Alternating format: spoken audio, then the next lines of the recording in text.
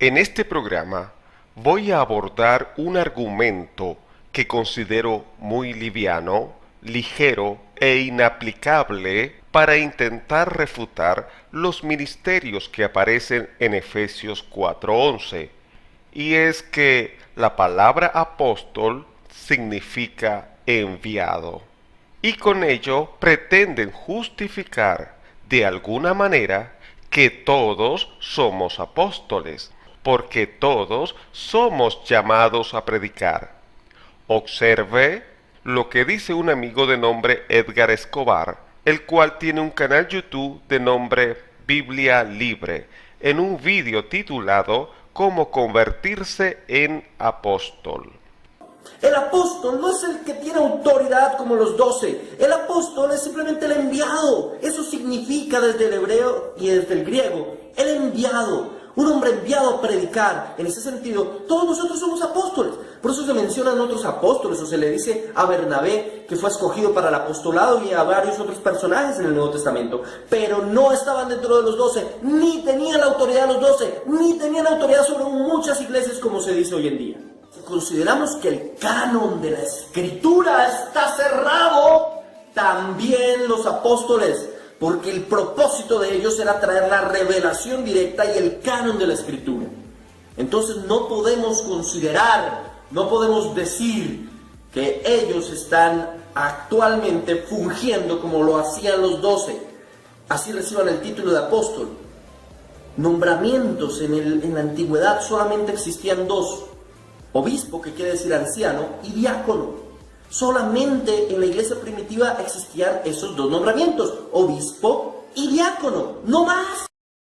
Aquí el amigo Edgar Escobar comete la falacia del equívoco, y permítame demostrarlo. Primero, tengo que aclararle qué es la falacia del equívoco. Un razonamiento es falaz o equívoco cuando, sin darnos cuenta, se usa dentro del mismo contexto una misma palabra con diferentes significados, hablando literalmente. Le doy un ejemplo. Voy a usar un silogismo. Primera premisa: el fin de todas las cosas es su perfección. Segunda premisa: la muerte es el fin de la vida. Por lo tanto, la muerte es la perfección de la vida. En este ejemplo, la palabra fin en la primera premisa significa como conclusión al realizar una obra, como cuando se termina una escultura por un gran artista. Cuando concluye podemos ver, contemplar con toda seguridad cuán bella, hermosa quedó. Cuando comienza el escultor su obra, los espectadores no saben, generalmente, qué tan bien o mal quedará, pero es al finalizar que se notará la forma que quería darle y logró. Pero la palabra fin en la segunda premisa habla que la muerte es el fin de la vida, es decir, que la vida concluye con la muerte. Eso es otro contexto, otro significado de la palabra fin.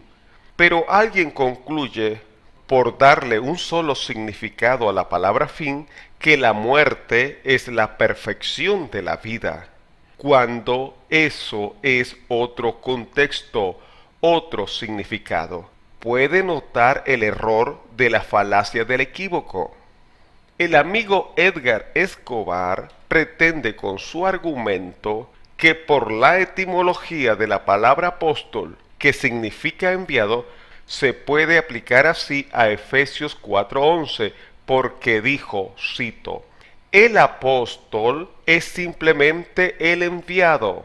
Eso significa, desde el hebreo y desde el griego, el enviado, un hombre enviado a predicar. En ese sentido, todos nosotros somos apóstoles.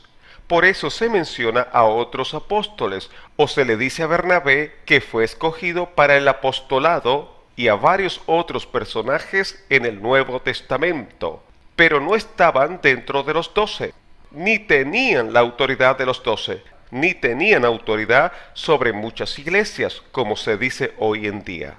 Fin de la cita. Si no está claro que quiere darle ese significado etimológico a Efesios 4:11, es decir, que cualquiera puede cumplir con ese ministerio, pues ahora observe esto que dijo. En Apocalipsis 21:14, además de Efesios 2:20, nos confirma que ellos existieron para comenzar la iglesia, para su momento fundacional. Ahora, entonces, ¿por qué Efesios 4:20 dice y habla y menciona profetas y apóstoles? Y además de pastores, maestros y evangelistas. Porque lo que nos está hablando es de las funciones, está hablando de misiones dentro de la iglesia, de funciones que muchos de nosotros cumplimos. El profeta no es el que anuncia el futuro hoy en día. La misma palabra dice que la profecía sea para edificación, consolación y exhortación. El amigo Edgar Escobar dijo, cito, ahora, ¿por qué Efesios 4:20 dice y habla y menciona profetas y apóstoles? Y además de pastores, maestros y evangelistas?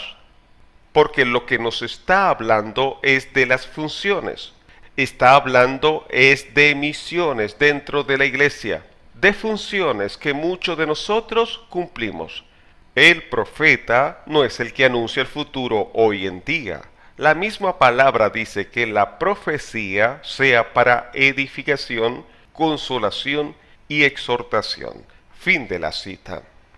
El amigo David Diamond tocó este punto también, pero a mi parecer fue mucho más honesto, más honorable, más a la altura. Fíjese cómo lo dijo. La pregunta de hoy es, ¿existen apóstoles hoy o no? Mire, ¿quiere que le diga algo? Si fuera por términos, todos somos apóstoles, por una razón sencilla. La palabra apóstol no significa otra cosa sino que enviado. Si fuera por etimología, por origen de la palabra, todos somos apóstoles aquí, porque todos hemos sido enviados a predicar. El amigo David Diamond dijo, cito, la pregunta de hoy es, ¿existen apóstoles hoy o no? Miren, ¿quieren que le diga algo? Si fuera por términos, todos somos apóstoles por una razón sencilla. La palabra apóstol no significa otra cosa que enviado. Si fuera por etimología, por origen de la palabra, todos somos apóstoles aquí porque todos hemos sido enviados a predicar. Fin de la cita. Bien lo dice el amigo Diamond, a diferencia del amigo Escobar, si fuera por etimología. Pero el caso es que hay que revisarlo en su contexto. No se puede cometer la falacia del equívoco, de darle un solo significado a la palabra apóstol, descuidando el contexto. Si la palabra apóstol significa enviado, quiere decir que alguien le comisiona, le autoriza, le ordena en cumplir una función. En nuestro caso, estamos hablando del ministerio de apóstol, de acudir a un llamado a ministerio. Nadie puede salir a ministerio por sí solo. El mismo Escobar se contradice al admitir que un apóstol tiene que ser nombrado por Jesucristo. Es decir, no puede ser erigido, nombrado o establecido por hombres. El amigo Edgar Escobar dijo, cito, en segundo lugar, tenía que ser nombrado directamente por Jesucristo. Él es el que nombra quién va a ser su apóstol. Él nombró a los 12 porque 12 es un número simbólico de pueblo. Fin de la cita. Luego dijo, cito, no eran ni siquiera los apóstoles mismos los que escogían apóstoles, sino era Jesucristo en persona. Fue Él el que escogió al apóstol Pablo como el 12º apóstol. Fin de la cita. Para un ministerio, cualquiera que sea, debe ser por un llamado. Hebreos capítulo 5, verso 1 al 4 dice, porque todo sumo sacerdote, tomado de entre los hombres, es constituido a favor de los hombres, en lo que a Dios se refiere, para que presente ofrendas y sacrificios por los pecados, para que se muestre paciente con los ignorantes y extraviados, puesto que él también está rodeado de debilidad y por causa de ella debe ofrecer por los pecados tanto por sí mismo como también por el pueblo.